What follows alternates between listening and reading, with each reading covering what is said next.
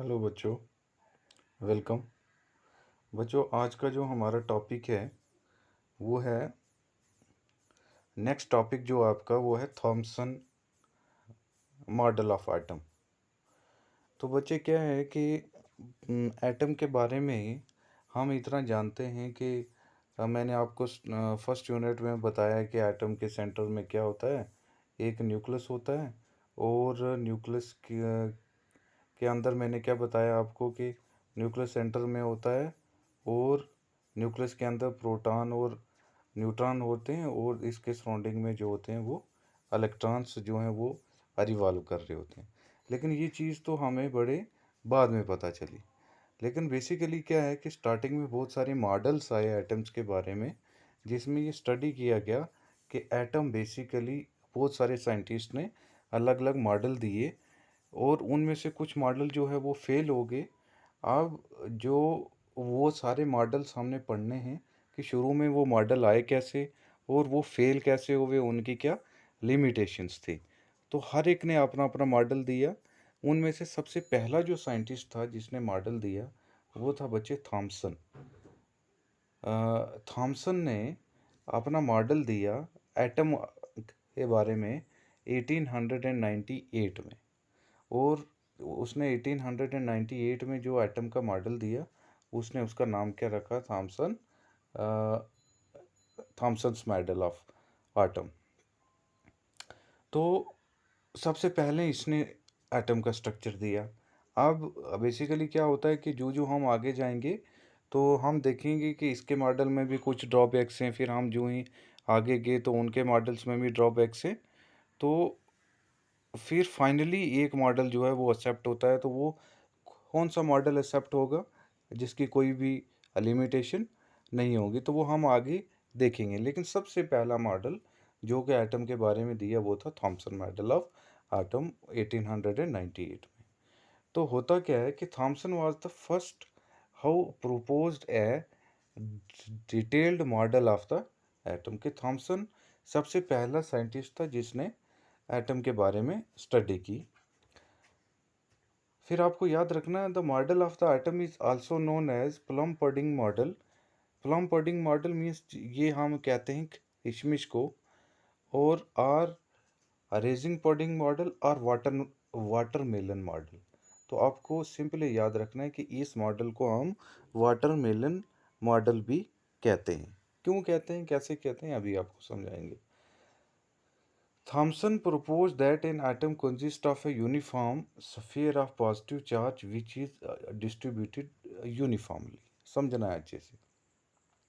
बच्चे क्या कहता है कि इन्होंने क्या कहा कि थॉमसन ने कहा कि एटम जो होता है, थॉमसन ने क्या कहा कि जैसे ये एक वाटरमेलन है। अब वाटरमेलन में क्या होता है कि जो सीड्स होते हैं, मान लो ये सीड्स हैं, ये सीड्स हैं जो ये डॉट स्ट्रक्चर में बता रहा हूँ, ये डॉटेड स्ट्रक्चर जो है ये सीड है। तो बाकी जो पोर्शन बच गया, ये वाला बीच वाला जो पोर्शन सीड को छोड़ के, थॉमसन कहता है कि ये वाले जो सीड हैं, उसने कहा ये सीड जो है वो इलेक्ट्रॉन से, और ये वाला जो दूसरा पोर्शन है ये कौन सा है, ये पॉजिटिव चार्ज वाला न्यूक्लियस है। लेकिन ऐसा होता नहीं है। लेकिन अब थॉमसन ने कहा तो हमें पढ़ना पड़ेगा। थॉमसन ने ये कहा कि ये वाले जो सीड हैं ये वाले इलेक्ट्रॉन्स है, और ये बाकी वाला जो पोर्शन है उसने कहा कि ये न्यूक्लियस है जिसके ऊपर कौन सा चार्ज है, पॉजिटिव चार्ज। तो इस पॉइंट का मतलब क्या हुआ, Thomson propose that an atom consists of a uniform sphere of positive charge which is distributedly uniformly. के उसने कहा कि एटम के अंदर जो पॉजिटिव चार्ज हैं वो मीन्स यूनिफॉर्मली वो प्रेजेंट है, हर एक जगह पे प्रेजेंट है। मीन्स जहाँ पे इलेक्ट्रॉन है वहाँ पे साथ में क्या है, पॉजिटिव चार्ज भी है। अब देखो होता क्या है, देखो मान लो जैसे उन्होंने कहा इलेक्ट्रॉन्स आर एम्बेडेड, ये वाला point, electrons are embedded into it in such a manner as to give most stable electronic arrangement. कि वो कहता है कि इसमें इलेक्ट्रॉन्स इस तरह से अरेंज होते हैं कि मोस्ट स्टेबल अरेंजमेंट होती है। अब मोस्ट स्टेबल अरेंजमेंट का मतलब क्या हुआ कि means n of electrons is equal to n of protons. ठीक है, number of electrons is equal to number of protons के जितने नंबर ऑफ इलेक्ट्रॉन्स हैं उतने ही नंबर ऑफ प्रोटॉन्स हैं, तो ओवरऑल क्या हुआ इज इक्वल टू ज़ीरो। तो वो हुआ स्टेबल। मीन्स अगर 5 इलेक्ट्रॉन्स हैं, एन मीन्स नंबर, 5 इलेक्ट्रॉन्स हैं तो 5 प्रोटॉन्स हैं, तो ओवरऑल हमारे पास क्या हुआ ज़ीरो हुआ। तो वही चीज़ ये कह रहा है कि जो electrons are embedded into it such a manner as to give most stable electronic configuration. अब जैसे ये वाला क्वेश्चन है, ये देखो ये दिया हुआ है, जैसे हम इस वाटरमेलन को ले लेते हैं, ये वाटरमेलन का दिया हुआ।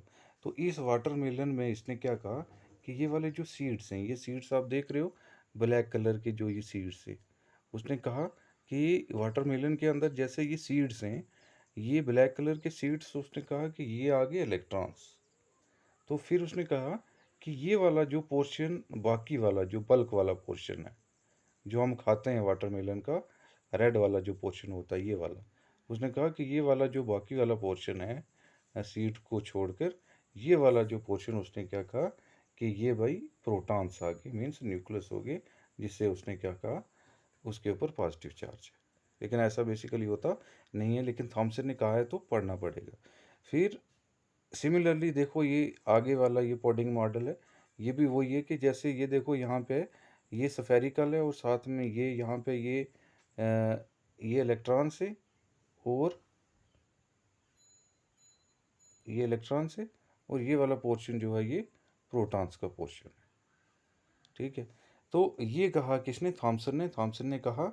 ओवरऑल थॉमसन ने क्या कहा, थॉमसन ने कहा कि भाई एक स्फेरिकल एटम होता है, उस स्फेरिकल एटम के बीच में क्या होते हैं, इलेक्ट्रॉन्स होते हैं, जैसे कि मैं यहाँ पे बता रहा हूँ, इलेक्ट्रॉन्स होते हैं, बहुत सारे इलेक्ट्रॉन्स होते हैं, और उन इलेक्ट्रॉन्स के ऊपर कौन सा चार्ज होता है, नेगेटिव चार्ज होता है।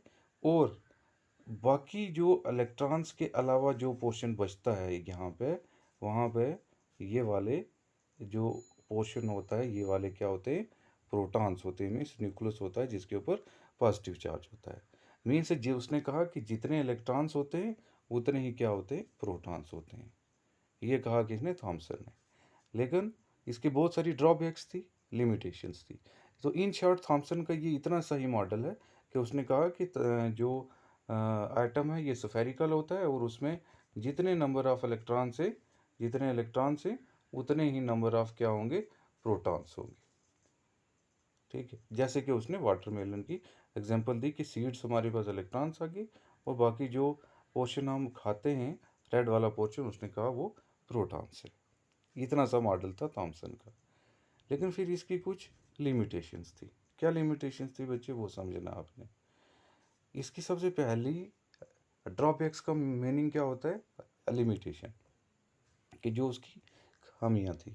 तो सबसे पहली इसकी क्या लिमिटेशन थी बच्चे, पहला लिखा हुआ कि in important drawback of this model is that mass of the atom is considered to be evenly spread over that atom. ये कहता है कि हमने जैसे पढ़ा फर्स्ट यूनिट में एटॉमिक मास, हमने पढ़ा था कि जो एटॉमिक मास होता है, हमने पढ़ा था कि जो एटॉमिक मास होता है वो डिपेंड करता है किसके ऊपर, वो डिपेंड करता है कि उस एटम के नंबर ऑफ प्रोटॉन्स कितने हैं और नंबर ऑफ न्यूट्रॉन्स कितने। इलेक्ट्रॉन्स पे डिपेंड नहीं करता। ये अगर आपको याद हो तो मैंने फर्स्ट यूनिट में आपने बताया, मैंने आपको बताया कि atomic mass depend upon the number of protons and number of neutrons, not on the electrons, क्योंकि इलेक्ट्रॉन का मास क्या होता है, नेग्लिजिबल होता है। तो इसकी पहली ड्रॉबैक ये थी कि mass of the atom is considered to be evenly spread over that atom. कि जैसे हमने बताया कि मैंने आपको बताया कि एटॉमिक मास जो है वो डिपेंड करता है किसके ऊपर, नंबर ऑफ प्रोटॉन्स और नंबर ऑफ न्यूट्रॉन्स। तो अब नंबर ऑफ प्रोटॉन्स और नंबर ऑफ न्यूट्रॉन्स होते किसके अंदर हैं, न्यूक्लियस के अंदर, न्यूक्लियस के अंदर होते हैं। तो न्यूक्लियस के अंदर क्या है, न्यूक्लियस के अंदर प्रोटॉन से और न्यूट्रॉन से। तो ये कहता है थॉमसन कहता है कि ये वाला जो मीन्स जो मास वाला एरिया है, जो न्यूक्लियस का, जो एटम का मास वाला एरिया है, वो पूरे एटम में इवनली डिस्ट्रीब्यूटेड है, कहीं एक जगह पे नहीं है। मीन्स क्या कहता है ये कि जो उसने जैसे कहा कि वाटरमेलन में बहुत सारे इलेक्ट्रॉन्स होते हैं, इलेक्ट्रॉन्स के साथ वाला जो दूसरे वाला पोर्शन है, उसने क्या कहा कि ये वाले प्रोटॉन्स होते हैं। तो उसने क्या कहा कि इट मीन्स कि इलेक्ट्रॉन्स का मास तो नेग्लिजिबल होता है, हमें पता ही है, लेकिन अगर बहुत सारे न्यूक्लियस हैं इसके अंदर अगर बहुत सारे न्यूक्लियस हैं, तो इट मीन्स थॉमसन के मुताबिक कि जो मास है एक एटम का, वो यूनिफॉर्मली फैला हुआ है, किसी एक जगह पे नहीं है। मीन्स ये यहाँ पे भी इसका मास है, यहाँ पे भी इसका मास है, यहाँ पे भी इसका मास है, यहाँ पे भी इसका मास है। तो मीन्स किसी एक जगह पे इसका मास नहीं है, ये क्या है, यूनिफॉर्मली स्प्रेड हुआ है। ठीक है बच्चे। तो सेकंड इसकी क्या है, सेकंड इसकी ड्रॉबैक क्या है कि it is a static model, it does not reflect the moment of electron. Basically हमें क्या पता है कि मैंने आपको फर्स्ट यूनिट में बताया कि न्यूक्लियस जो होता है वो सेंटर में होता है, और न्यूक्लियस के सराउंडिंग में क्या होते हैं, इलेक्ट्रॉन्स जो हैं वो रिवॉल्व कर रहे होते हैं। ठीक है। तो मीन्स ये इलेक्ट्रॉन्स जो होते हैं वो क्या कर रहे होते हैं, इलेक्ट्रॉन्स रिवॉल्व कर रहे होते हैं, इलेक्ट्रॉन्स एक जगह पर नहीं होते, ये इलेक्ट्रॉन्स रिवॉल्व कर रहे होते हैं। तो इसके मुताबिक ये क्या कह रहा है कि स्टैटिक है, कांस्टेंट है, एक जगह रुका हुआ है। It does not reflect the moment of electron, कि ये कह रहा है कि इलेक्ट्रॉन्स घूमते नहीं हैं, और ये चीज़ इसकी बिल्कुल क्या है, गलत है। आगे चलते हैं हम। फिर ये क्या कहता है बच्चे, ये कहता है कि it could not explain the stability of the atom, कि ये एटम की स्टेबिलिटी के बारे में जो है वो एक्सप्लेन नहीं कर पाया।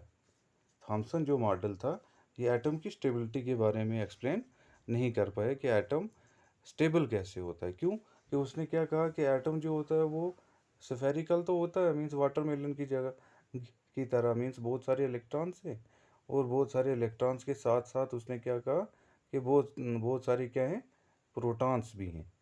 तो अगर बहुत सारे इलेक्ट्रॉन तो और बहुत सारे प्रोटॉन्स हैं, तो वो फिर स्टेबल कैसे हुआ, ये चीज़ भी जो है वो थॉमसन इसको एक्सप्लेन नहीं कर पाया।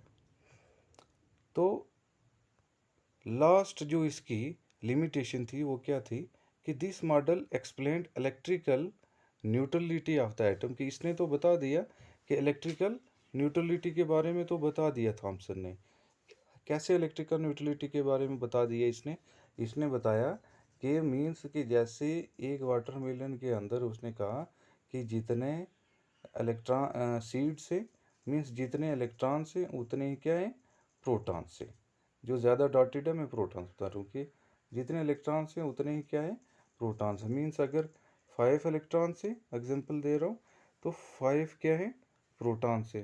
तो ओवरऑल क्या हुआ, 5 इलेक्ट्रॉन्स और 5 प्रोटॉन्स कैंसिल हुए, तो क्या हुए, ज़ीरो। तो इसको हमने क्या कहा, इलेक्ट्रिकल न्यूट्रलिटी कहा।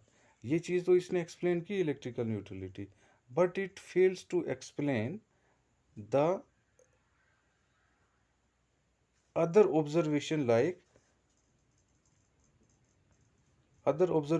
spectra of hydrogen and alpha scattering experiment।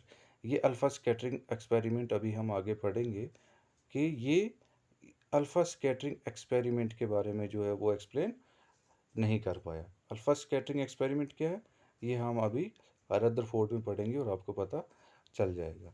तो इन शॉर्ट बच्चे, आपने क्या याद रखना है कि रदरफोर्ड ने ये कहा कि एटम जो होता है वो स्फेरिकल होता है, और उसमें जो बहुत सारे इलेक्ट्रॉन्स होते हैं, ये बहुत सारे क्या हैं, इलेक्ट्रॉन्स हैं। और फिर उसने क्या कहा कि बहुत सारे क्या हैं, न्यूक्लियस है। उसने कहा कि बहुत सारे इलेक्ट्रॉन्स हैं और साथ में क्या है, बहुत सारे न्यूक्लियस हैं। ठीक है। तो उसने कहा कि जितने इलेक्ट्रॉन्स हैं उतने ही क्या हैं, प्रोटॉन्स हैं। तो ओवरऑल वो क्या है, इलेक्ट्रिकली न्यूट्रल है। लेकिन इसकी बहुत सारी लिमिटेशंस थी, जो कि लिमिटेशंस मैंने बताई। तो ये था all about the Thompson model and it's limitation. ये सबसे पहला मॉडल था। तो इसके बारे में हमने पढ़ा। अब इसके आगे हम पढ़ेंगे दूसरा मॉडल जो है वो कौन सा है, रदरफोर्ड स्कैटरिंग एक्सपेरिमेंट, जो कि बड़ा इम्पोर्टेंट और अच्छा एक्सपेरिमेंट था उसका।